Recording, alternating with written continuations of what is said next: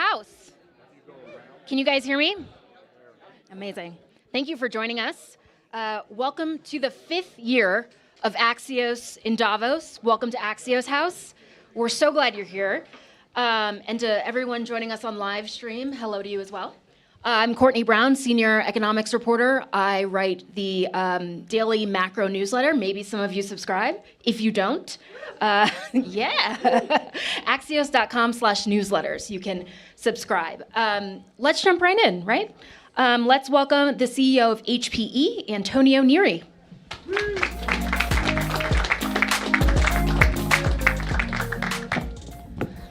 Okay, so you just told me something pretty insane. This is your 12th year at Axios. I was getting ready. I'm sorry, in Davos. I was getting ready to brag that this is my 5th year, but I don't. Congrats. Well, small potatoes compared to you. It's day one. What have you heard so far about AI? What's the tone? What's the vibe on the ground?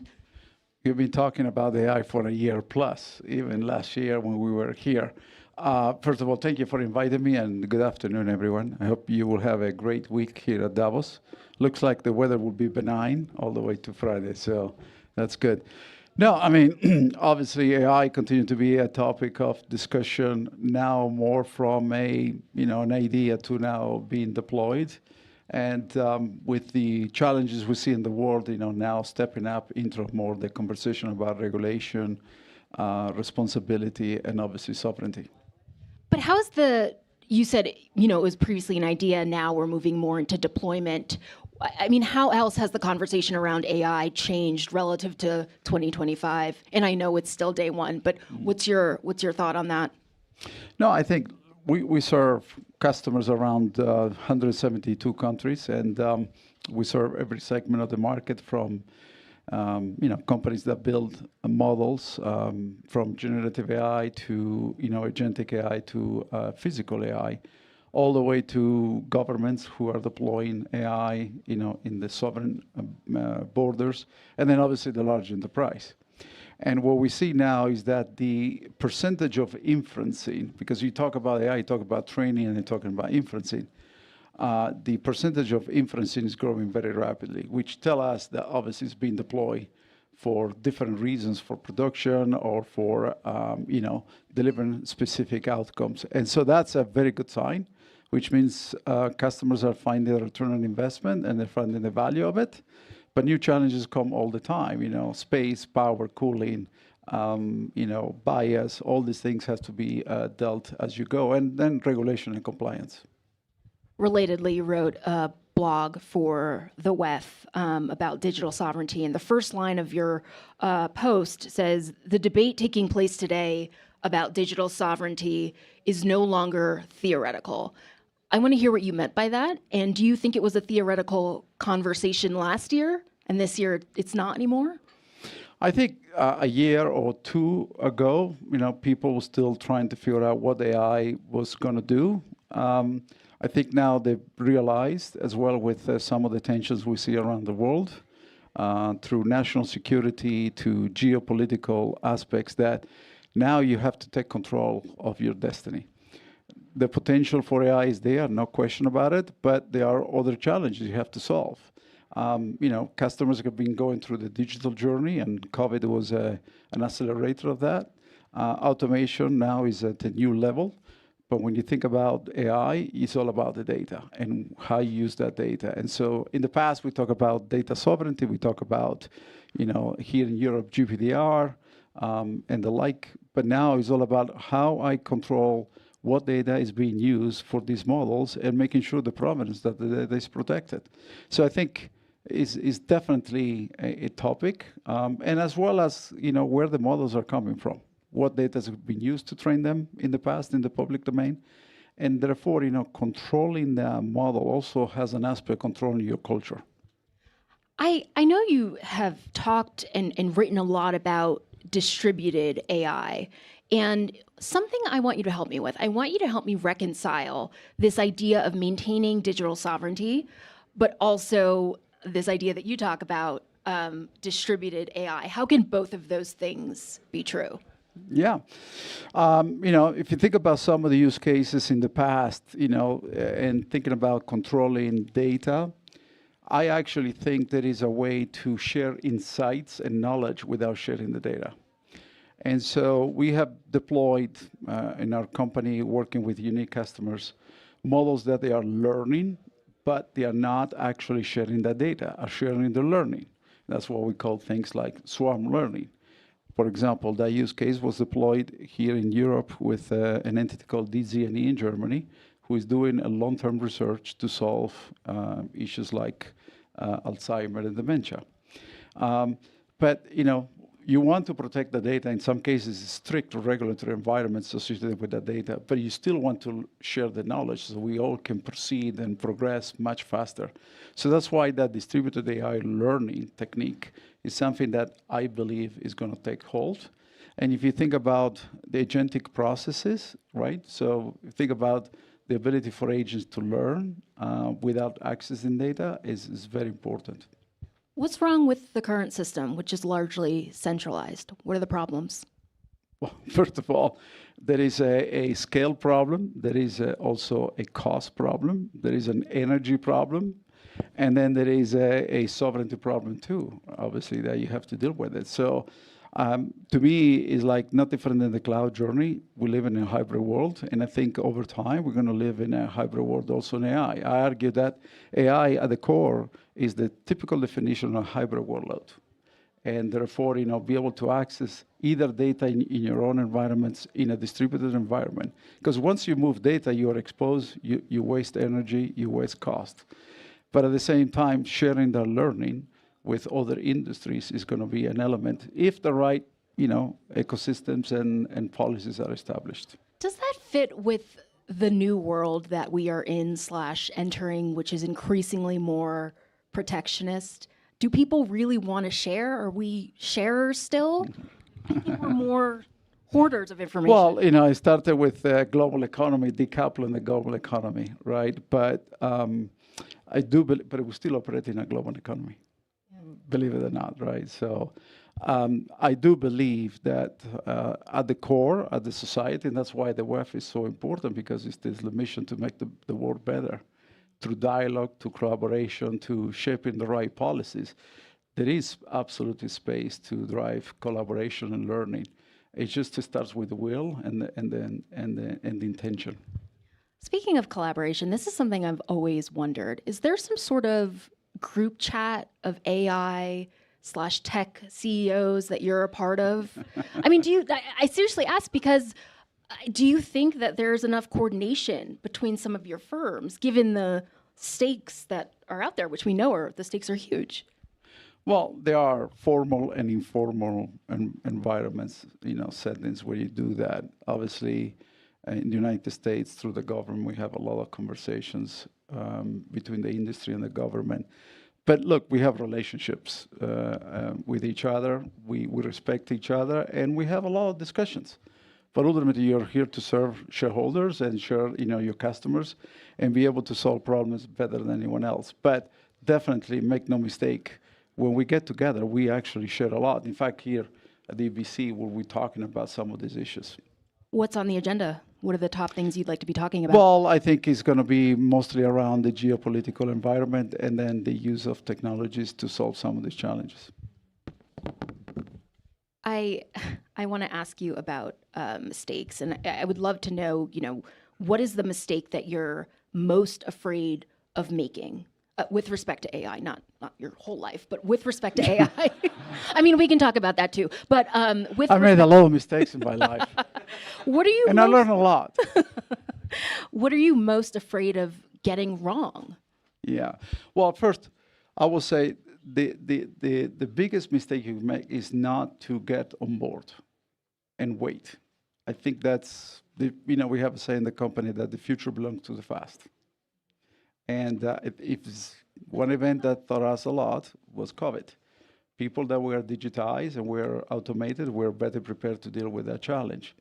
So I think the first mistake is not to get aggressive in learning and understanding this technology and start using it where it makes sense. Obviously, you have to have processes, governance, and all of that. But I think that's mistake number one. I think many companies may be making today. Second is, look, we as a company have a unique set of culture and values, and I will stay, aligned and true to those. We developed a ethical code for AI, which is public, and we are sharing it for ourselves and with, how we develop the solutions for our customers. But ultimately, it comes down to really embracing it, because this has the potential to change many things. Do you think about the tension between ethics and how quickly the technology is evolving? Is that an argument to perhaps not move as fast? No, I don't think so. But I think the private sector has a responsibility to really be part of the solution and not wait for governments to solve the problem. Because the government, look, the best intentions and all of that, they don't have the deep expertise, they don't have the resources, they don't have the capability. So we have to come and solve that ethical or the regulation together so that we both win. The society and the citizens with technology be able to deliver what they need. What's something you wish policymakers, government officials understood better about what you do on a day-to-day basis and AI at large? Well, as every time I get with some of the government officials, I always say, look, why we don't take individuals in the government and we rotate them to companies like ours so we can teach them. Because like an apprenticeship? Yes. Like President Trump doing an apprenticeship at HPE? President, I talk about the staffers in the layer below, which ultimately do a lot of the work, right? That ultimately feeds up into the system to shape some of these policies. So I think we need to do more of that because we are uniquely positioned and privileged. I'm an engineer by trade. I work with amazing engineers every day, spend a lot of time talking to them, going to the labs and so forth. But the government doesn't have that benefit. And so if we're going to go faster, we want to get it right, we want to have institutions that are knowledgeable about this, we should have a program where, as young population gets into the government, they should be able to understand what technology does and doesn't. In my company, I have a say that every single employee should have a minor in AI. Doesn't matter if you're in finance, legal, HR, whatever, because that makes you stronger for the future and position you to do the job better. That's a really interesting idea. Do you think it should work the other way as well, Antonio? Should you do an apprenticeship with the federal government? Yeah, well, we have executives that have gone into the government all the time. But not you personally? No. Something I learned about you is that you're quite passionate about art. You've taught art. I study art. I'm a professor in drawing and painting, and so when I have time, I'm able to spend some time doing what I really like. But I always said, on the other side, I'm an engineer, and so if I would start all over, I would be an architect. Okay, got it. When you think about AI and you think about art, what do you tell students who want to be artists? How are they supposed to be using this technology, and should they be afraid of what it could do to creativity? I don't think AI will ever replace the creativity, the ingenuity that a human being has, right? Definitely will spark ideas, will accelerate concepts, but look, it's not easy to paint acrylic on a canvas, then just do it, prompt, do this for me and do it. I don't value that art, but I do believe AI can help learn new techniques, also learn new concepts, spark different thoughts, but ultimately it's your brain in your hands who paint and put that idea into something that hopefully is magical. Do you think one day you will value art that AI has made? Well, think about NFTs, right? Think about some of that happens, Definitely there is an opportunity, but I'm more the traditional Fair person. enough. One last question for you.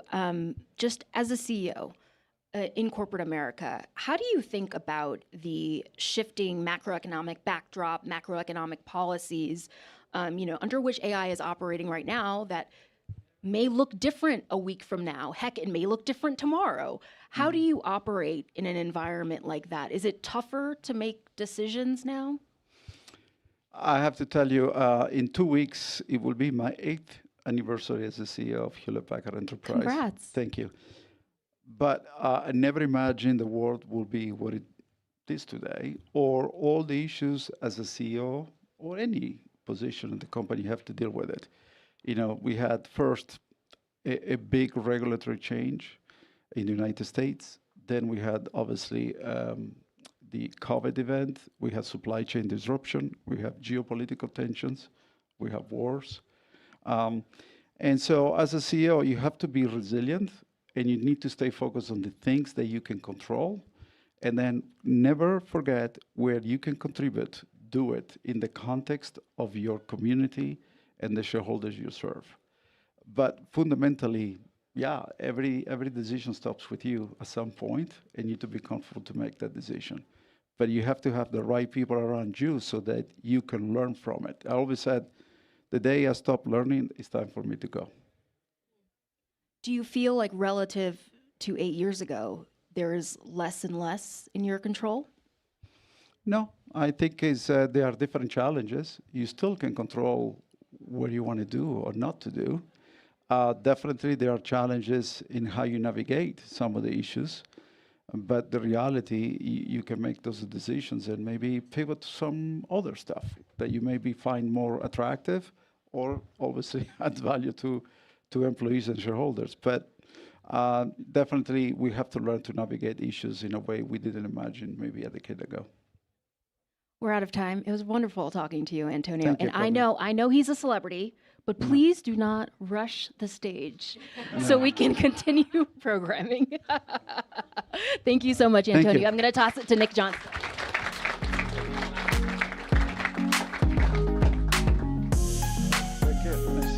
Thank you so much.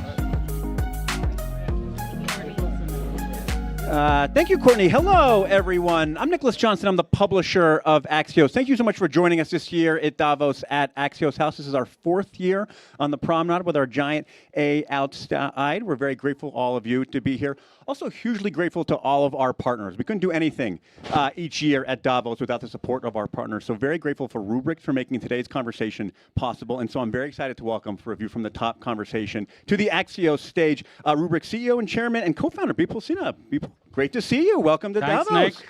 Have a seat. It's good to be in a small room with a standing crowd. This feels is a good. draw, man. Standing room only. Let's start big picture. For folks who don't know you maybe well or don't know Rubrik, give us a little bit of your background and what you're up to.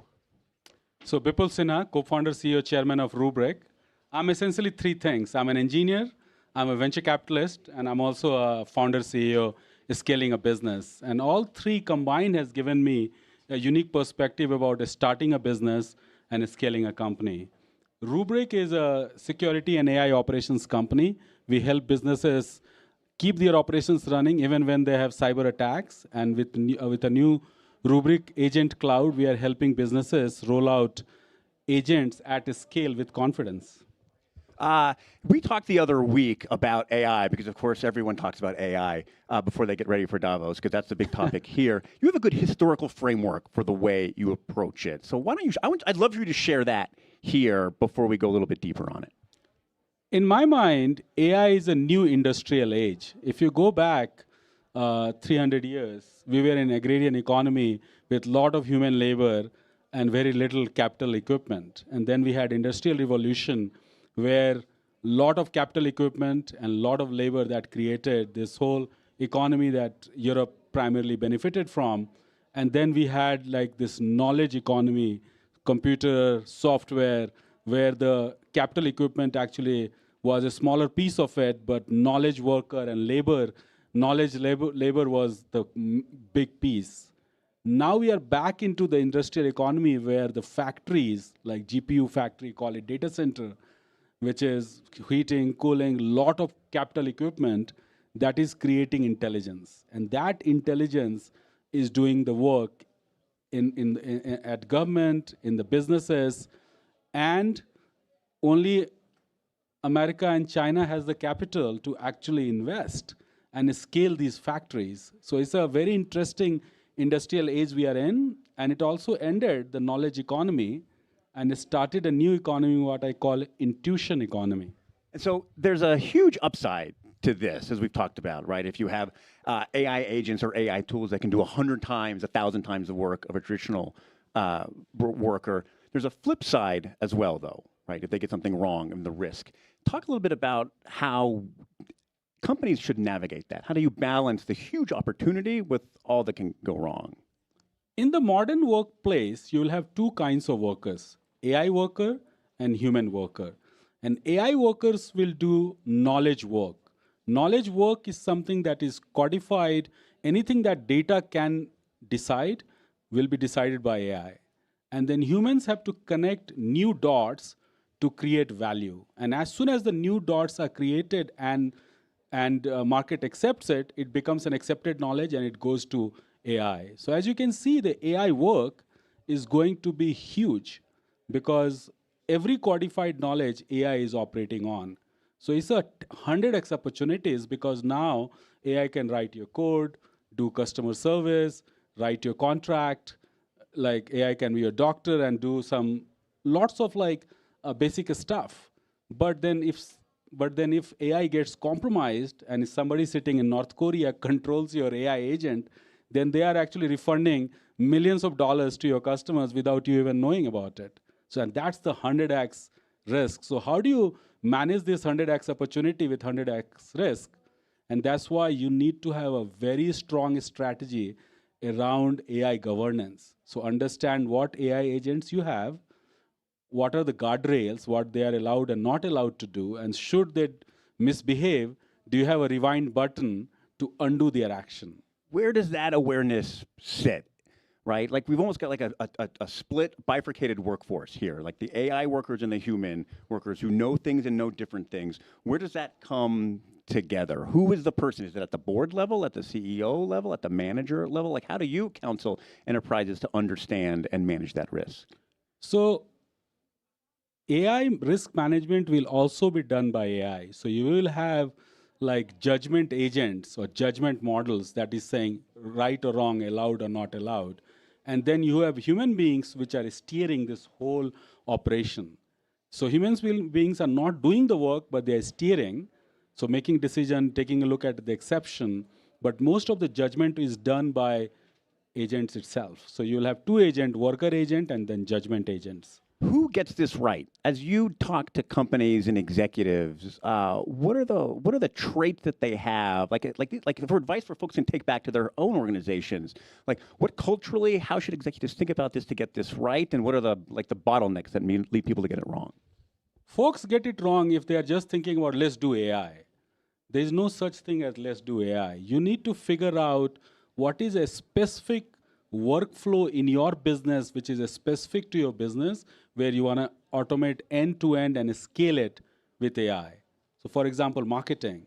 Within marketing, you do account-based marketing, for example. Account-based marketing is custom marketing to a given account in a custom way. A single person before AI can only do 4 or 5, maybe 10 accounts. With generative AI, you can actually do 100 accounts per person. So the person, instead of implementing account-based marketing, they are steering what AI is doing. So essentially, you can scale it. So you have to identify a specific end-to-end workflow that you can scale with AI and really take human labor out of it. It's not, you have to answer the question of what the AI is for. Like I love being at Davos when I can see the trends or the threads, common threads coming up already, where it's not just do AI for the sake of AI, do AI for a thing. It sounds like you counsel people to answer the thing that it's for. Because if you can't define the thing, you can't define the success of AI. And then you'll end up with a lot of investments and a lot of disappointments. So just like anything, you need to have an end goal in mind. And the end goal has to be a high-scale version of what humans are doing. I want to come back to the risk element, especially the cybersecurity risk element, where as AI becomes even more capable, does it even become something you can prevent? Where it's more you have to get ready to used to those kinds of errors happening. How do you approach thinking about that, like the dangers and the risks and how companies should prepare for what inevitably will go wrong? More AI is essentially more software. And when you have more software, you have a bigger surface area of attack. But the challenge is that cybersecurity industry has been a bogus industry for very long because they have been pushing prevention tools. So if you have AI attack, then you have AI tool. If you have laptop attack, then you have laptop tool. People have to understand that you cannot prevent the unpreventable. So you have to accept that there is certain risk and certain attacks will happen to you. And there is a new category of cybersecurity, which is cyber resilience, which assumes that attacks are inevitable, and how do you deliver fundamental recovery and resilience so that your business continues. That's what Rubrik is focused on, and that's what everybody has to think about. Cyber is not something that you can avoid. Cyber is a risk to be managed. You can think of like a more realistic approach that you completely zero that out, know what's going to happen, so you need to be ready for it. Exactly, because unless you are ready for the inevitable, you are never able to deal with it. We're about to get the hook here, but I want to end on one fun thing, of course, one Davos thing, because we're here in Davos. People, this is your first Davos. It's early. What do you think so far? What are you excited about? What are your first impressions? First Davos, coming from America, everything looks smaller and more crowded. But what I'm really excited about this year is one of the main themes of Davos is resilience. But resilience has many facets. If you think about individuals, how do we create resilience individuals in the wake of AI? If you think about businesses, how do they adopt AI where they can manage the risk and reward of AI? If you think about nation states, you have geopolitics, you have sovereignty issues, you have data and AI. How do nation states deal with resilience and in the wake of AI? So AI is a massive trend, but there are different implications of AI. And I believe that this discussion about resilience is real. You answered that like a Davos regular. You settled in perfectly here, sir. Welcome to Davos, people. Thanks for being here. Huge thanks to Rubrik for making today's conversation possible. And now the mayor of Davos, our own Ina Fried, is up next. Thank you.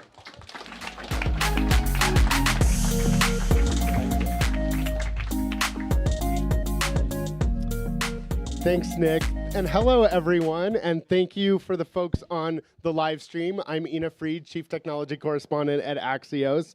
Couldn't be happier to be back here for the 5th year hosting Axios events here in Davos. A lot of them focusing on AI, technology, where it's headed, risk, and more. Be sure to check out our coverage on Axios.com all week. And obviously, if you don't get my daily AI newsletter, you can go to Axios.com/newsletters, and it's free, and we'll sign you up. Well, I'm really excited to kick off this session with someone who I always have a good time with on stage. Please welcome the head of policy for OpenAI, Chris Lehane. Mayor Fried. Give me a bump. Look at that. See, I Look should at know that. that as mayor. By the way, it's a slow news environment out there, isn't it? So we'll have nothing to talk about. Yes, well, yes. You know, one of the things I always enjoy about chatting with you, as well as your boss, Sam Altman, is you always give me a good run for my money, tough interview. So I decided to consult my current, whenever I need help these days, I have one trusted advisor to help me with my questions, ChatGPT. That's good. That's good. So we appreciate that. Thank you. This was ChatGPT's advice. This is a great opportunity to press on credibility, power, and accountability, areas where Chris is very skilled at reframing. So the questions need to be tight, bounded, and consequence-oriented to limit wiggle room. At least there's no comments on my lack of hair. Well, I want to talk about something that I'm sure you see as a big success. Last week, OpenAI and groups in California that had been proposing competing initiatives on child's AI safety came together and said they're joining forces. Talk about how that came together, and is that a model we might see more of? Yeah, we are really excited about this. So last week, just to do the quick summary. First of all, thank you for having me. I should have said that to begin with.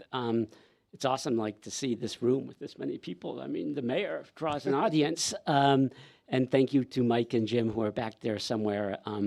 You know, what you guys have collectively built at Axios is an awesome thing, and you should be very proud of it. Well, thank you. The ChatGPT thing's going places too. Yes. Well, we're trying to do our piece. So a couple weeks ago, we announced this partnership with Common Sense Media. Common Sense Media, for those who don't know, is in the U.S. and really globally leading children's advocacy organization. And what we jointly proposed and have submitted a California ballot proposition to advance is, I think, objectively the most far-reaching kid safety proposal not just in AI, but I really think, more broadly within the digital space, and I think even globally, depending on how you want to think about it. And what I do think it reflects at its core is trying to take some of the lessons from the social media age. And at the core of that is distinguishing between kids and adults. We do think that adults should have the freedom to be able to use AI in a way that's consistent with how an adult can make decisions, but that kids have evolving minds, developing minds, and it's incredibly important. So what the proposal does is it creates age verification, which is something that has been greatly discussed over the last 10, 15, 20 years. It creates a U18 model. If you're identified as being under 18, you get pushed to a model that's appropriate for someone under 18. It gives all sorts of parental controls, including parents being able to impact the time that you spend on it, warnings that you're engaging with AI, escalation things. So if you pick up a kid who's doing something that may not be appropriate, that gets escalated to the parents. It bans companion bots for kids.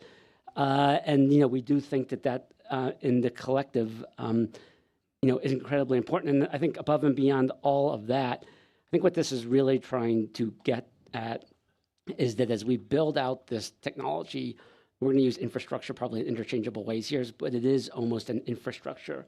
It's a general purpose technology that serves as an infrastructure. And companies like ours are building the frontier models. We do believe have a responsibility to try to get this right and get it right at the front end. And we are looking at taking this to the ballot. We are looking to actually bring it to other states in the U.S. We are looking to bring it abroad. We are looking to hopefully have federal legislation that advances this. And this is not, just objectively, if you look at it, it's not in our economic interest to do it, but at least in the short term.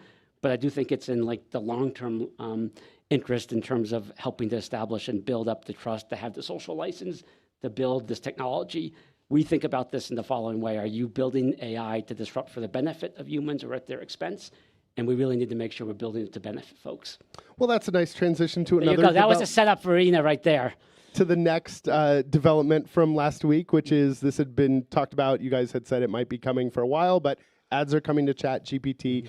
Now, you did lay out a bunch of ways that you feel like you're doing this responsibly. Yep. But even with that, and some of the safeguards are things like, the ads are separate, the advertisers don't get to see your query, a bunch of things that I think, a lot of people would say are good proposals.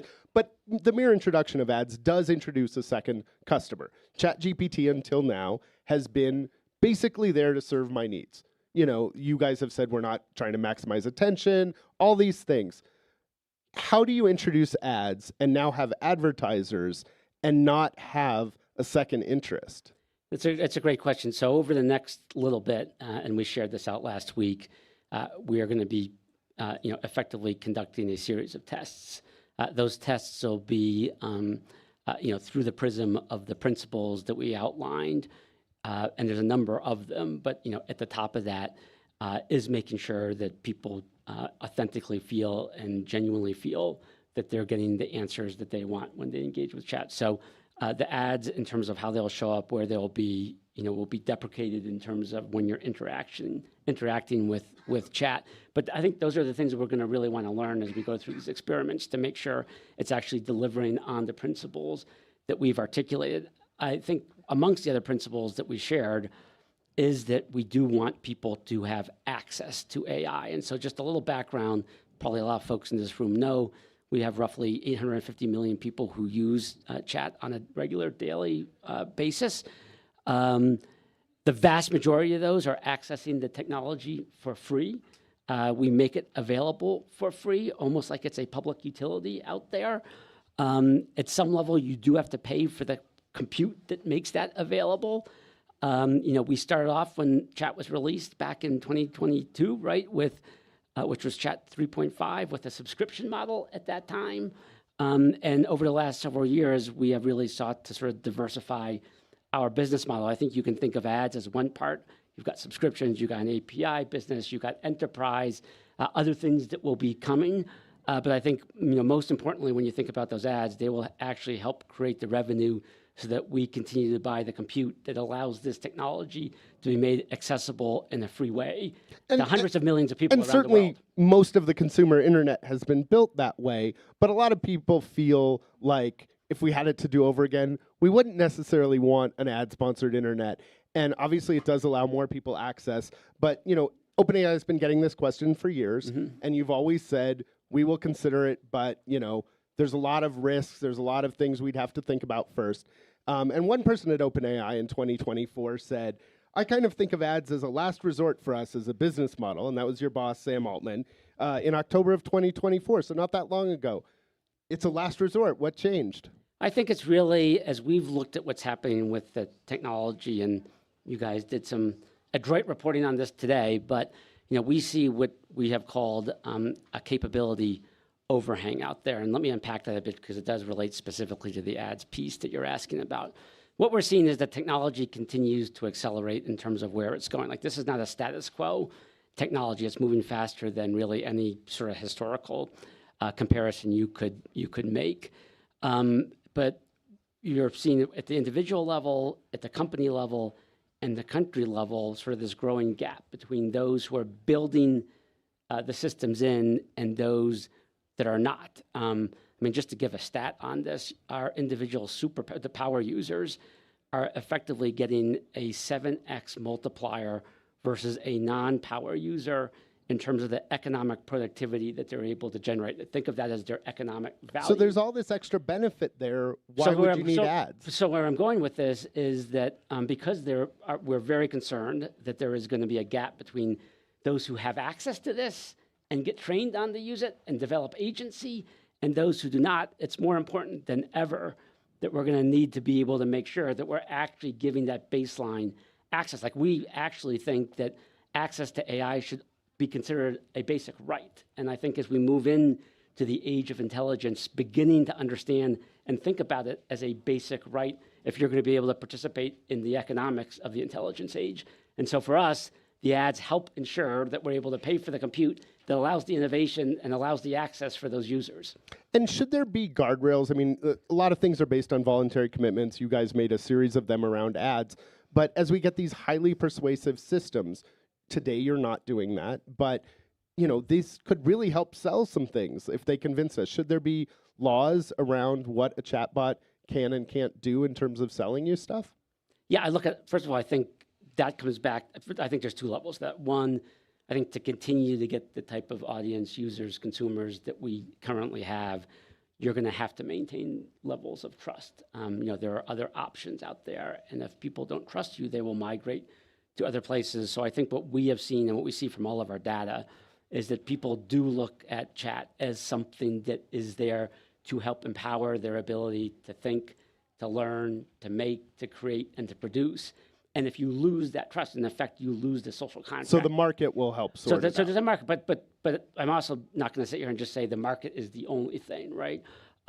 We do think that you do need to begin to think about the types of standards that are going to exist out there in society. You know this because you cover this space well. US, UK, some other parts of the world have some cases voluntary US, some cases not voluntary EU. UK developed a set of safety standards for the catastrophic risk. I do think when you look at how that works, where the companies basically have to have their own sort of performance structure, they do evals, they then share those with those safety institutes to ensure that they are consistent with what's being reported. But right now, there mostly aren't rules for ads. But like Meta's basically saying we'll use it for anything. Right, where I'm going with it is that some of the questions you're asking, whether it's sycophancy, whether it is persuasion, yes, those are all built in, but you could see a world where you begin to actually extend and expand the types of standards and you start to globalize those. And I do think as you think about sort of the AI stack that gets built out globally, I do think that what will help facilitate that is, in effect, building those standards in. And I do think that what you're seeing on the catastrophic risk is a model that you could then begin to apply to these other areas. All right. Well, I'll let you off the hook on ads, and we'll turn to a nice light subject. Geopolitics. Oh, yeah, there we go. So as the U.S. becomes, I think we'd all agree, a little bit more confrontational, shall we say, on trade, technology, geopolitics in general, are American AI companies at risk? Is it going to be harder to do what you're trying to do of go around the world? You've been pitching, it's really important that U.S. and democratic values win over China in this battle. You've had a very successful OpenAI for Countries effort. Is it going to be tougher in 2026 to sell the world on U.S. technology when we're taking over Greenland, say? Well, I will say that I've been here in Davos. I got here on Saturday night. I've been here for, I guess, a day and a half at this point. And I think I've already had 3 different, what you would call bilats with different countries that are interested in working with us, consistent with our OpenAI for Countries. By the way, for those interested, on Wednesday, we're going to be announcing sort of the next steps of OpenAI for Countries. We're currently working with more than 50 countries around the world on this. And I think, let me give an aspirational answer to this, or maybe at least a little bit more of an optimistic answer to your question. The reality is, and I say this with like the utmost respect, there are 2 countries in the world right now that can build frontier models at scale, and that's the US and China, and you touched on that. Every country in the world understands that they need to build this version of our generation's version of electricity. These are the 2 countries that can supply it. But from that, you can then build your own sovereign inference models in your countries. Whether you're in the UK, Germany, Australia, Japan, you can build AI that's of, for, and by your country. And I do think that there is an understanding that countries want to get the quote-unquote electricity to then be able to build their own version of that, right? That involves localization, that involves data issues, that involves building into those inference models cultural cultural context and values. And so I think where the world is right now is that they do have those 2 choices. Countries around the world would prefer to generally build on a model that's going to be much more open, much more transparent, and ultimately designed and built to empower individuals as opposed to more autocratic versions. And so, yes, we are in a geopolitical moment. There are a lot of issues going on. I'm sure there will be interesting activity on Wednesday. But at the end of the day, people understand that they need this technology. The companies like OpenAI are committed to being able to provide it in a way that's really consistent with that country's best interest and their values, and we're going to continue to do that. And maybe the most aspirational piece of this that I will try to bring is that maybe AI serves as actually the rails and channels for these different countries to be able to actually work together, in what is a very potentially transitional moment on those geopolitics. Because the world is going to have to be picking between democratic AI and autocratic AI. ChatGPT was right about him, weren't they? Anyway, one of the things that we're trying to do in Davos every year, one of the nice things about it being in January is we kind of get a chance to look at what's the year ahead? Where are we going? And I'm sure you'll get this question a couple times. Where are we going? What can we expect to see in 2026 in AI generally and from OpenAI that maybe wasn't a part of our reality last year? Yeah, remember a year plus ago, right? If you had said agentic AI, people would have had no real idea what you were talking about. And now, people are all over the world are doing vibe coding. I had mentioned this earlier. It is our focus for 2026, which is closing that capabilities overhang. But there are specific areas where we think you will see the closing of that. The first is in health. AI can have a really significant impact on the ability of an individual to navigate the healthcare system, whether it's dealing with insurance companies, whether it's trying to understand information that's been provided to them. We see all sorts of interesting data about how folks in healthcare deserts are actually relying, on AI, particularly chat, to help support them. For primary care providers, doctors, nurses, right? This allows you to save enormous time. It helps you be able to then allocate more and more of your time to direct patient care. So I think healthcare is going to be an area where you see a lot. We have a lot of conviction that 2026 is going to be the year where you really see some scientific advances and progress in terms of where the technology is going and its ability to unlock scientific discovery. I think a third area is seeing companies really building this in from an enterprise perspective, both big companies, but in particular small companies. Like, this is a barrier reducing technology. It is, if used the right way, for the little person. You could be the wealthiest person in the world or just a typical normal person, and you have your phone, but you're going to have equal access to a really, really, really powerful technology, and I do think big business, but also really small businesses. And then the last piece I would just flag is devices. Obviously, Yeah, I think you guys have and covered Sam this. Sam and Johnny Ive are cooking up something. It's a pin, right? I will let you make the news for it at some point much later in the year. But this year, we're going to see it this year. I think most likely. I mean, that's we're looking at something latter part, but we will see how things advance. Well, you literally heard it here first. It's coming this year. Well, I didn't say it's coming this year. I said we're on track. And it's an earpiece, you said? And then lastly, you're a politics guy, not really my thing, but you recently wrote, I think just a little bit ago, about some advice of what candidates need to do to run a campaign. I think 2026, I hope in addition to your advice, it's also a year we see elections in the United States. Assuming we see elections, what do you think candidates should do with AI? And do you think we'll see elections? Yeah, so I released really first of all, yes, we will see elections. Excellent. That's yeah, I'm definitely not making news on that. So a little context here, which is, Ina knows this, I used to do politics as a full-time job. And so I continue to get a lot of folks who call and will ask for thinking and thoughts in a campaign context. And really, over the holidays, had a number of folks who are running for fairly high-profile jobs on the ballot in the U.S. In the 2026 election. And they were really asking a basic question, which is, thus far in the AI conversation, they had been presented really two fairly extreme binary choices on how they should be thinking about AI from a policy and really a campaign perspective. On one hand, you sort of had the hand wavers, nothing to worry about here, everything is going to be great.